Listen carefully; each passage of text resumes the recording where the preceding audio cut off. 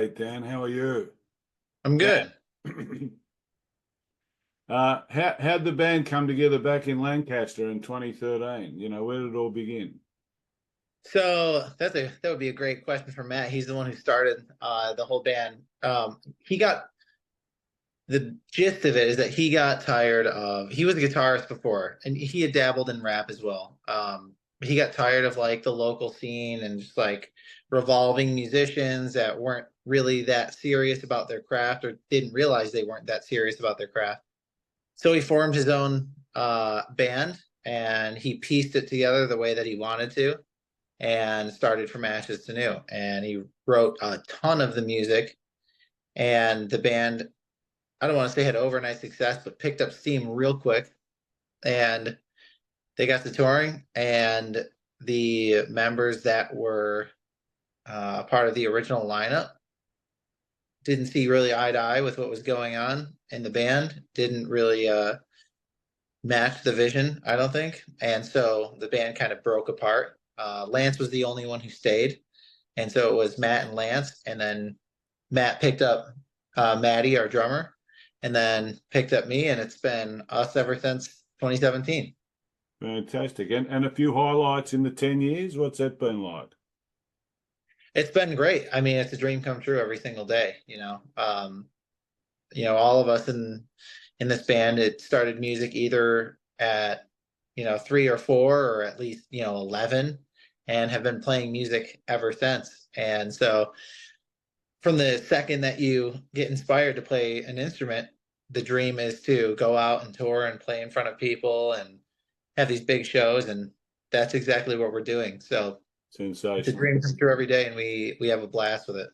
Just a little side question. What's Pennsylvania's been pretty busy the last couple of months. You must have got sick and tired of all the tension with the election going on.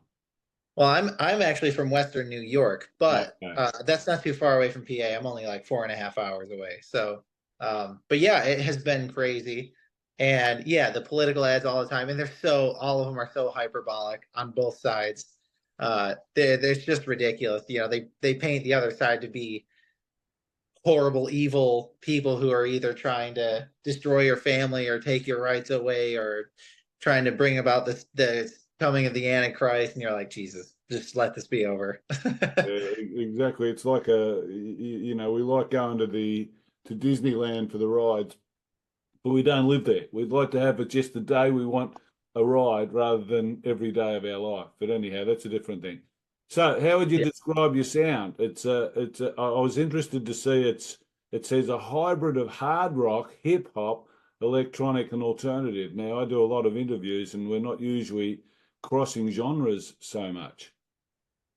Yeah, I think that is the beautiful thing about the interconnectivity of our modern day society is that there's so much that's been done in all these different genres that they're starting to blend and cross over. And you look at like an artist like Jelly Roll, he came up as like a gangster rap artist, and now he's like country.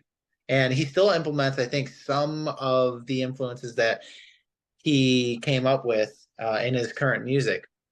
So you've got like, country rap that's pretty big now, and you've obviously got pop country, and you're getting rap and rock, rap and metal. Then there's even starting to be a little bit of country metal. So it's kind of crazy to see all the different genres colliding.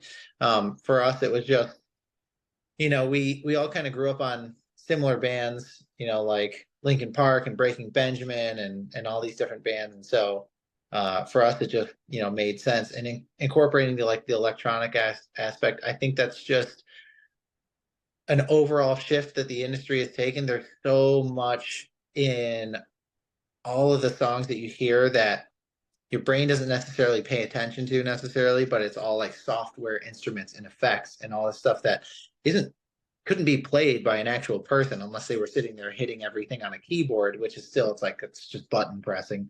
But there's a lot of electronic elements in rock and metal nowadays, and I think it's for the better. Like there are a lot of bands that create damn near like movie trailer songs. That's what it sounds like, and it's awesome. Oh, they do. There's look, my old mind just doesn't. Ice Nine Kills is one, for example. They Hmm. come out every time they come out with a video. It's like a movie, a horror movie. It's Yeah, yeah. fantastic. So is that the idea for the future? Do you have a plan about crossing these genres, or is it just a whatever we feel and what we're moving through?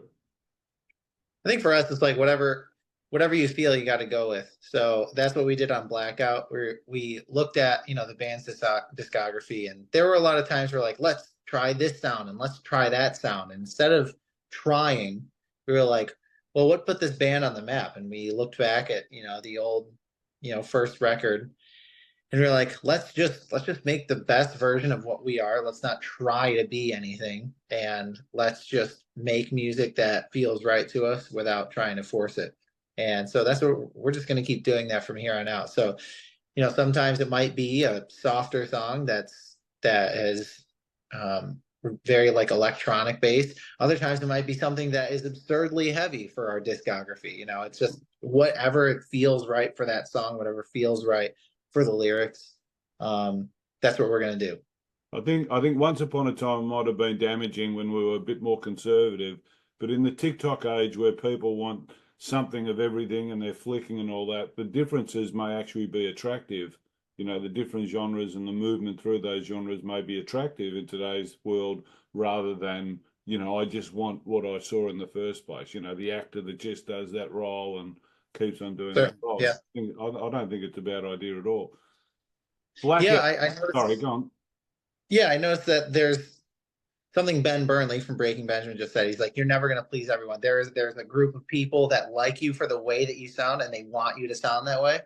And then there's a group of people who want you to make new sounds and not just sound the same way all the time.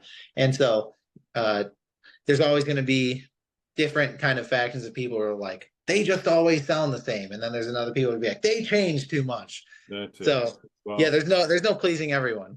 it's always fresh. Yeah. A couple of words about Blackout. You released it back in 23, and then you came out with the deluxe version in 24. What's that all about for fans that haven't caught up with it?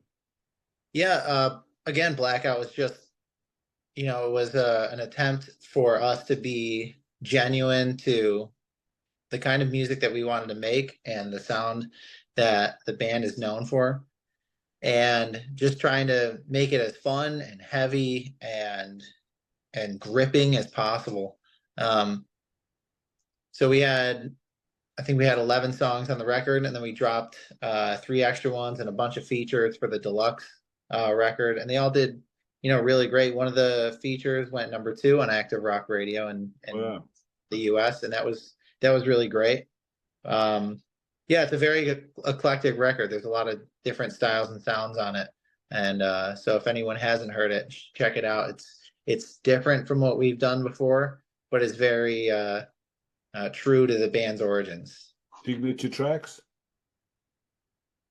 I'm sorry, What, say that again. what would the signature tracks be? If you said listen to this track and that track, Yeah, I would say that there's three, and I would say those would be Heartache, Nightmare, and Barely Breathing. fantastic.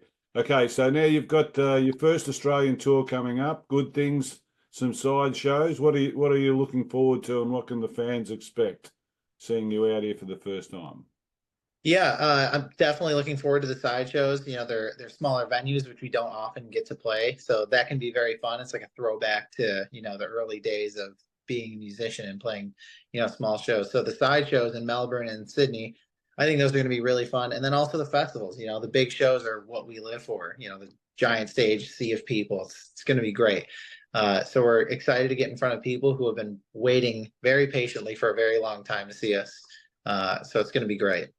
It's not like you've done much this year. Aftershock, Slayer, Slipknot, Iron Maiden, Motley Crue.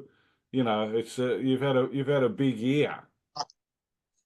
Yeah, it feels like we've been busy since spring of 2023.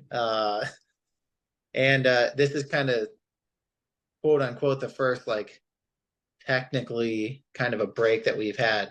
Um, we've had time in between touring, but there's a lot of work that we've just been doing in between tours. So it'll be nice to go to Australia, play these festivals, and then we really look forward to going home and having actually a few months off. So it'll be fun.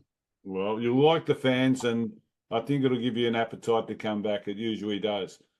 Okay, Yeah, I'm sure this won't be the last time.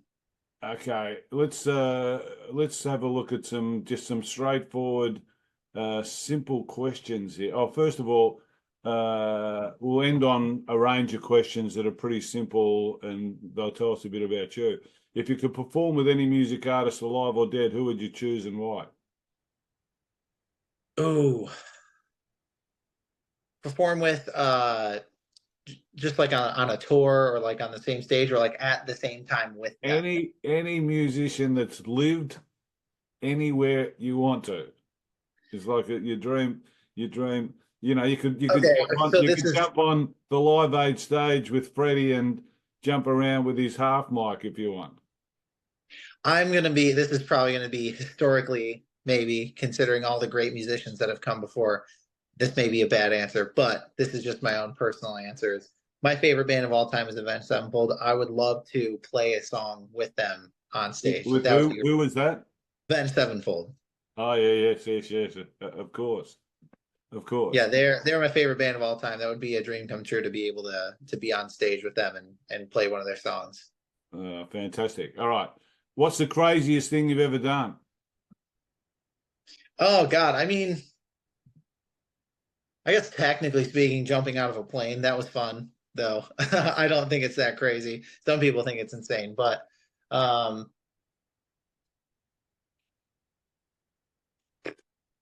I've lived a pretty safe life, aside from sleeping in a moving vehicle that's barreling down the road at 70 miles an hour all the time.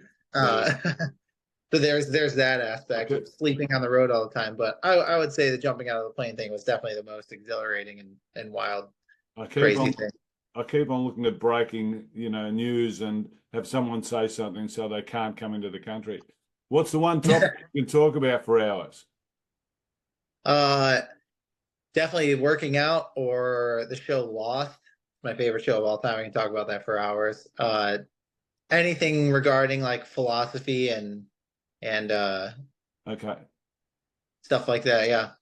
great. What's the thing you like most about yourself? Ooh, it's double-edged sword. I like it the most and hate it the most at the same time, and that's my red hair.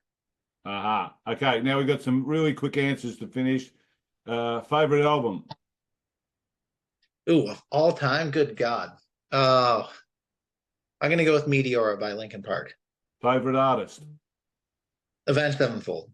Movie? Favorite movie? Interstellar. Favorite place to visit? Hawaii. Favorite venue to play? Ooh, right now it's the the Norva in Norfolk, Virginia. It's got a basketball court upstairs, so it's my favorite thing about it. Favorite food? I'm gonna go with sushi. Favorite drink? Monster Energy original. Favorite person in history? My wife. Oh, that's a beautiful answer. And yeah, you obviously have tattoos. Yes, yep. Favorite tattoo? God, I kind of got this whole sleeve all at once, but I'm gonna go with the something that I added onto it. It's this little tattoo for Kobe Bryant for when he passed away. What an absolute legend. You don't get bigger Yep. legend than that guy. Okay, Yep. and just to make you feel at home, touchdown. We're done. Yes, American football, not football. Who do you barrack for? Um, who do I root for? Support, yeah. Um, I'm terrible with this. It's like I don't have a particular team. I love watching good games. I love watching great players. So like I loved watching Tom Brady. I loved watching Peyton Manning. He was like my favorite. Um, it's hard to say a specific team. Watching Patrick Mahomes is great. He's awesome as well. Josh Allen is awesome. I love American football, man. It's 6 hours of fun. There's 3 hours of pre and 3 hours of game. It's fantastic. It really is. Yeah. Do you have a favorite team? I do, but I don't want to say. No, Is it the no, no, Dallas no. Cowboys? Actually, I get involved because I'm a Collingwood supporter over here, mad Collingwood supporter. I get involved, and basically, you watch what you'd call your favourite team, and every time you watch a game, there's a quarterback, there's a whole, series of people that do things that just give you a reason to just sort of say, question, what you're doing, what you're believing. So it's a great game. I've got to let you go because I think they're going to jump me in 2 seconds because we've had our All 15 right. minutes. But it's been great. Have a great tour.